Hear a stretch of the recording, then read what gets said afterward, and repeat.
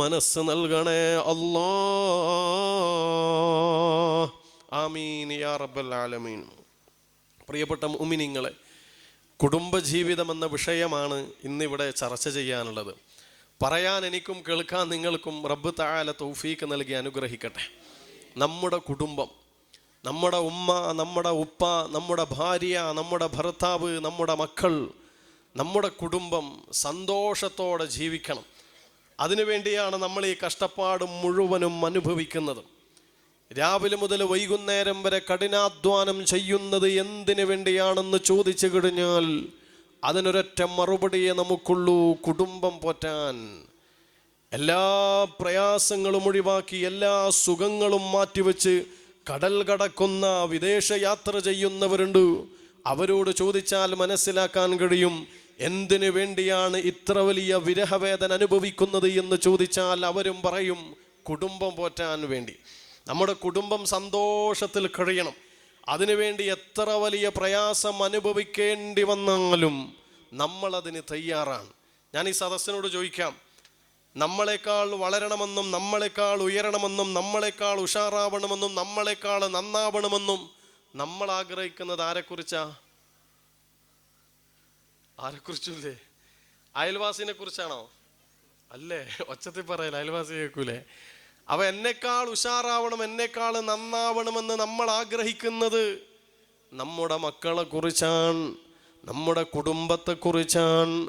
ആ കുടുംബത്തിൻ്റെ സന്തോഷം കാണാൻ എത്ര പണം ചെലവഴിക്കേണ്ടി വന്നാലും നമ്മളതിന് തയ്യാറാണ്. നമ്മുടെ കുടുംബത്തിന് വേണ്ടിയാണ് നമ്മൾ ഉറക്കമൊഴിഞ്ഞത്, നമ്മുടെ കുടുംബത്തിന് വേണ്ടിയാണ് സമ്പത്ത് ചെലവഴിച്ചത്, നമ്മുടെ കുടുംബത്തിന് വേണ്ടി സർവവും സമർപ്പിക്കാൻ നമ്മൾ തയ്യാറാണ്. ഞാനൊരു രോഗിയെ കാണാൻ വേണ്ടി പോയി. ഞാനെന്തിനാ ഇത് പറയുന്നതെന്നറിയോ? ഒരു കുടുംബത്തിന് വേണ്ടി ഒരു പിതാവ് അനുഭവിക്കുന്ന കഷ്ടപ്പാടിൻ്റെ കഥ പറയാൻ വേണ്ടിയാണ്. ആരാണ് രോഗി എന്നറിയോ? 20 വയസ്സുള്ള ചെറുപ്പക്കാരനാണ്.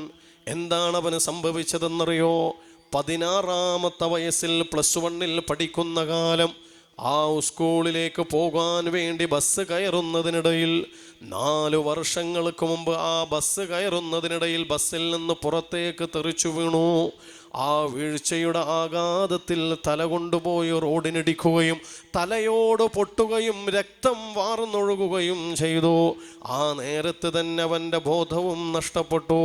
നേരെ ഹോസ്പിറ്റലിലേക്ക് കൊണ്ടുപോയി മാസങ്ങളുടെ ചികിത്സ കഴിഞ്ഞപ്പോൾ അവൻ്റെ പരിക്കുകളൊക്കെ ഭേദമായിട്ടുണ്ട്. പക്ഷേ ഒരു പ്രശ്നമുണ്ട്, അവന് ബോധം തിരിച്ചു വന്നിട്ടില്ല, ബോധമില്ലാതെ കിടക്കുകയാണ്. അവസാനം ഡോക്ടർമാർ പറഞ്ഞത്, ഈ മകൻ്റെ ചികിത്സ ഇനി നടക്കണമെങ്കിൽ ബോധം തിരിച്ചു വരണം. എപ്പോഴാണോ ബോധം വരുന്നതെങ്കിൽ അപ്പോൾ നിങ്ങൾ ഈ മകനെയും കൂട്ടി വരിക എന്ന്. അങ്ങനെ ഹോസ്പിറ്റലിൽ നിന്ന് മടക്കയക്കുകയാണ്. സംഭവം നടന്ന് 4 വർഷം കഴിഞ്ഞിട്ടുണ്ട്. ഒരു വൈകുന്നേര സമയം കൂട്ടുകാരോടൊത്ത് ആ ചെറുപ്പക്കാരൻ്റെ വീട്ടിലേക്ക് കയറിയപ്പോൾ ഈയുള്ളവന് കാണാൻ വേണ്ടി സാധ്യമായത് ആ വീടിൻ്റെ സെൻട്രൽ ഹാളിൽ ഒരു മയ്യത്ത് പോലെ കിടക്കുന്ന സഹോദരനെയാണ്. 4 വർഷമായി ഇതുവരെ ബോധം തിരിച്ചു വന്നിട്ടില്ല. 4 വർഷമായി ഇതുവരെ ബോധം തിരിച്ചു വന്നിട്ടില്ല എന്ന് എൻ്റെ പ്രിയപ്പെട്ടവരെ ഒന്ന് ആലോചിച്ചു നോക്ക്. ഞാനിത് പറയുമ്പോൾ നിങ്ങൾക്ക് അത്ഭുതം തോന്നും. അല്ല ഉസ്താദേ, 4 വർഷം ബോധമില്ലാതെ ഒരാൾ കിടക്കുകയോ എന്ന്? അതേ, ഞാൻ എൻ്റെ കണ്ണുകൊണ്ട് കണ്ടതാണ്. ഈ 4 വർഷവും ആ മകന് ആ ഉപ്പ ഭക്ഷണം കൊടുക്കുന്നത് എങ്ങനെയാണെന്നറിയോ? മൂക്കിലൂടെ പൈപ്പിട്ടിട്ട് നമ്മളൊക്കെ തിന്നുന്ന ചോറും മറ്റു ഭക്ഷണങ്ങളും ജ്യൂസാക്കുകയും അതൊരു വെള്ളം പോലെയാക്കി ആ പൈപ്പിലൂടെ ഈ പിതാവ് ഒഴിച്ചു കൊടുക്കുന്ന രംഗമാ കണ്ടതോ? അതാണ് അവൻ്റെ ഭക്ഷണം. കുറച്ച് കഴിഞ്ഞാൽ അവൻ പോലും അറിയാതെ മലമൂത്ര വിസർജനം നടക്കും. അത് മുഴുവനും ആ ഉപ്പ് വൃത്തിയാക്കി കൊടുക്കുകയാണ്. 20 വയസ്സുകാരന് ഭക്ഷണം കൊടുക്കുന്നതും അവൻ്റെ മലമൂത്ര വിസർജനങ്ങൾ വൃത്തിയാക്കുന്നതുമെല്ലാം ആ പിതാവാണ്. ആ പിതാവ് പറയുന്നുണ്ട്, ഗൾഫിൽ എനിക്ക് വലിയ നല്ല ജോലി ഉണ്ടായിരുന്നതാണ്, പക്ഷെ എൻ്റെ മകൻ ബോധമില്ല വരാതെ കിടക്കുകയാണെന്നറിഞ്ഞപ്പോ ഞാൻ നാട്ടിലേക്ക് തിരിച്ചു വന്നതാ. പക്ഷെ ഇതുവരെ ഞാൻ തിരിച്ചു പോയിട്ടില്ല. കാരണം ബോധമില്ലാതെ കിടക്കുന്ന എൻ്റെ മകനെ തനിച്ചാക്കിയിട്ട് ഞാൻ എങ്ങനെയാണ് വിദേശത്തേക്ക് പോവുക? എനിക്കെൻ്റെ മകനെ വേണം. എൻ്റെ മകനെ എനിക്ക് ആരോഗ്യത്തോടെ തിരിച്ചു കിട്ടണം. എത്ര വലിയ വേദന അനുഭവിക്കേണ്ടി വന്നാലും ഞാൻ എൻ്റെ മകനെ നോക്കാൻ വേണ്ടി ഇവിടെ തന്നെ ഉണ്ടാകുമെന്ന്. സുബ്ഹാനല്ലാഹ്. മറ്റെന്തിനേക്കാളും മക്കൾക്ക് പ്രാധാന്യം നൽകുന്നു, മറ്റെന്തിനേക്കാളും കുടുംബത്തിന് പ്രാധാന്യം നൽകുന്നു. ഇത് കേവലം ആ പിതാവിൻ്റെ മാത്രം കഥയല്ല. നമുക്കാണങ്ങനെ സംഭവിച്ചു പോയതെങ്കിൽ അല്ലാഹുവേ കാക്കണേ അല്ലാ, കാവല് നൽകണേ അല്ലാ. എങ്കിലും പറയുകയാ, നമുക്കാണങ്ങനെ സംഭവിച്ചു പോയതെങ്കിലോ ആ പിതാവിനെ പോലെയോ പിതാവിനേക്കാൾ കൂടുതലോ നമ്മൾ നമ്മുടെ മക്കളെ നോക്കും, നമ്മുടെ കുടുംബത്തെ നോക്കും.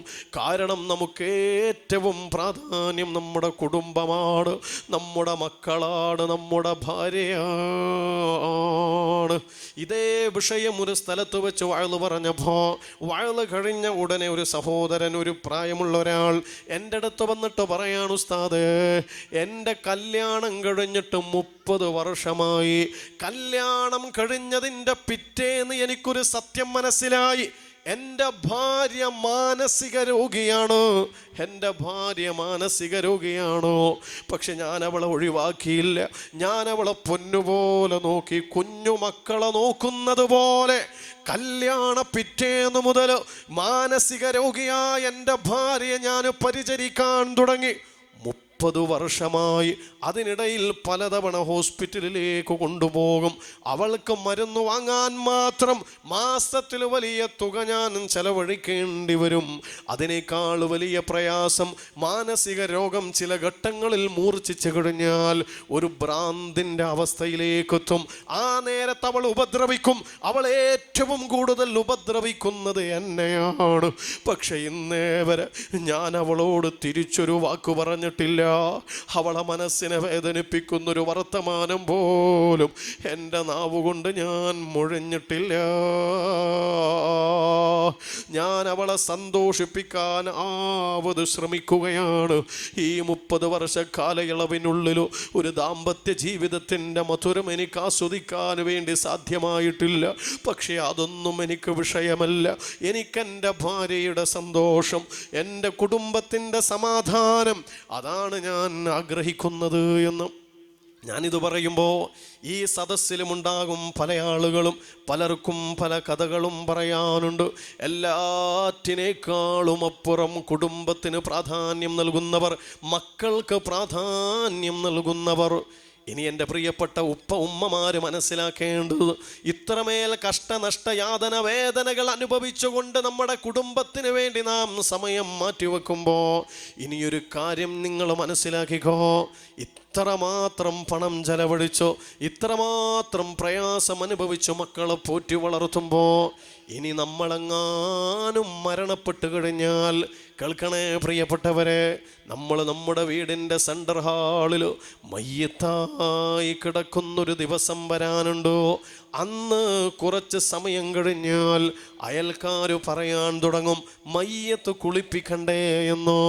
ആ നേരത്താണ് ഈ ഉപ്പാൻ്റെ മോനോട് പറയുന്നത്, എടാ നിൻ്റെ ഉപ്പയല്ലേ മരണപ്പെട്ടത്, ആ ഉപ്പാൻ്റെ മയ്യത്ത് കുളിപ്പിക്കണ്ടേ എന്ന്.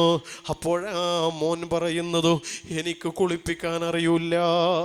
അല്ലാഹു അല്ലാഹു അല്ലാ. ഉപ്പമാരെ ഓർത്തു നോക്ക്, നിങ്ങളൊരു മയ്യത്തായി വീടിൻ്റെ സെൻട്രൽ ഹാളിൽ കിടക്കുമ്പോൾ ഈ ഉപ്പാൻ്റെ മയ്യത്ത് കുളിപ്പിക്കാൻ എനിക്കറിയൂല്ലാന്ന് പറഞ്ഞിട്ട് നിന്റെ മക്കൾ മാറി നിൽക്കുന്നൊരു രംഗം. അവസാനം ആരോ വന്നിട്ട് ഈ ഉപ്പാൻ്റെ മയ്യത്ത് കുളിപ്പിക്കുകയാ. ഉമ്മമാരെ ആലോചിച്ചു നോക്ക്, നിന്റെ മയ്യത്ത് കുളിപ്പിച്ചിട്ട് സെൻട്രൽ ഹാളിലേക്ക് കൊണ്ടുവന്നിട്ട് ആ മയ്യത്ത് അവസാനമായി കഫൻ ചെയ്യാൻ വേണ്ടി നിന്റെ മക്കളോട് പറയുമ്പോ മക്കൾ പറയാണ്, കഫൻ ചെയ്യാൻ അറിയൂല. അവരവിടെ നിന്ന് മാറി നിൽക്കുകയാ. അവസാനം മയ്യത്ത് കാണാൻ വേണ്ടി വന്ന ആരൊക്കെയോ ഈ ഉമ്മാന്റെ മയ്യത്ത് കഫൻ ചെയ്യുന്നു. പ്രിയപ്പെട്ടവരെ, ഞാനിത് വെറുതെ പറഞ്ഞതാണെന്ന് തോന്നുന്നുണ്ടോ? ഞാനില്ലാത്ത കഥ പറയുന്നതായിട്ട് അനുഭവപ്പെടുന്നുണ്ടോ? ഇല്ല ഇല്ല. ഇന്നല്ലെങ്കിൽ നാളെ നമ്മുടെ ജീവിതത്തിൽ, അല്ലെങ്കിൽ നമ്മുടെ മരണശേഷം നമ്മൾ അനുഭവിക്കേണ്ട യാഥാർത്ഥ്യമാണ്.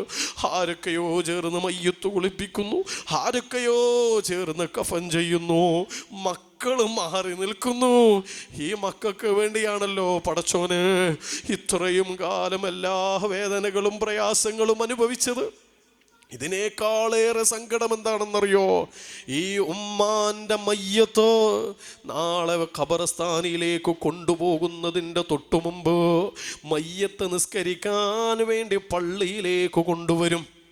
നിങ്ങളുടെ ജുമാഅത്ത് പള്ളിയിലോ ആ മയ്യത്ത് നിസ്കരിക്കാൻ വേണ്ടി നൂറുകണക്കിന് ആളുകൾ അണിയണിയായി സഫായി പള്ളിയുടെ അകത്തളങ്ങളിൽ മയ്യത്തിൻ്റെ തൊട്ടു പിന്നാലെ ഇങ്ങനെ സഫ് കെട്ടി നിൽക്കുന്ന നേരം പള്ളിയിലെ ഉസ്താദ് ചോദിക്കുകയാണ്, ഈ ഉമ്മാന്റെ മക്കൾ ആരെങ്കിലും ഈ സദസ്സിലുണ്ടോ? അപ്പോഴാ 3-4 ആൺമക്കൾ പറയാണ്, ഉസ്താദേ എൻ്റെ ഉമ്മയാ മരിച്ചത്. അപ്പോൾ ഉസ്താദ് പറയും, മക്കളാണ് ഇമാമ് നിൽക്കേണ്ടത്, നിങ്ങൾ ആരെങ്കിലും ഇമാമ് നിൽക്കൂ എന്ന്. അപ്പോഴാണ് ഈ മക്കൾ പറയണത്, ഉസ്താദിൻ്റെ ചെവിയിൽ മന്ത്രിക്കും, ഉസ്താദേ നിങ്ങളെന്നെ ഇമാമ് നിന്നോ, നിങ്ങളെന്നെ നിന്നോ എന്ന് വെച്ചാൽ ഞങ്ങൾക്ക് ഇമാമ് നിൽക്കാൻ അറിയൂല. അല്ലാ അല്ലാ അല്ലാ. ഈ ഉപ്പാൻ്റെ ഉമ്മാൻ്റെ മയ്യത്ത് നിസ്കാരത്തിന് നേതൃത്വം കൊടുക്കാൻ എനിക്കറിയില്ല എന്ന് പറഞ്ഞു മാറി നിൽക്കുന്ന ഈ മക്കൾക്ക് വേണ്ടിയാണോ നമ്മൾ ഇത്ര വലിയ പണം ചെലവഴിച്ചത്, നമ്മൾ ഇത്ര വലിയ കഷ്ടപ്പാട് അനുഭവിച്ചത്? ഇന്നിവിടെ വെച്ച് തീരുമാനിക്കൂ, ഈ ദുനിയാവിൽ